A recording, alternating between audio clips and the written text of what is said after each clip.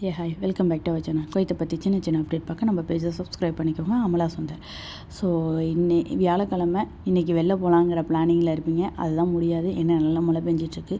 இன்றைக்கி ஸ்கூலும் லீவ் விட்டுட்டாங்க. குவைத்தில் எல்லா ஸ்கூலும் இன்றைக்கி லீவுங்க. வியாழன் வெள்ளி சனி 3 days குட்டீஸ் எல்லாத்துக்கும் ஜாலியாக இருக்கும்.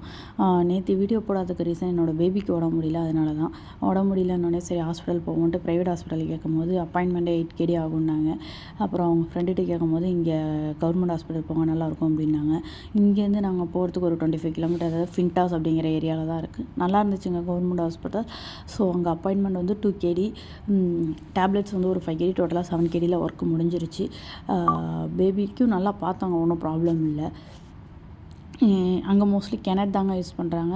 ஸோ குவைத்துலேருந்து நீங்கள் கவர்மெண்ட் ஹாஸ்பிட்டல் போனால் கெனட் வச்சுக்கோங்க. கெனட்னா கார்டு மூலியமாக தான் யூஸ் பண்ணுறாங்க. ஸோ அதை எப்படிங்கிறத நீங்கள் பார்த்துக்கோங்க. உள்ளே போய் வீடியோ எடுக்க அலோவ் பண்ணலை, அதனால் வீடியோ எடுக்கவும் கூடாது. அதனால் நான் வீடியோ எடுக்கலை.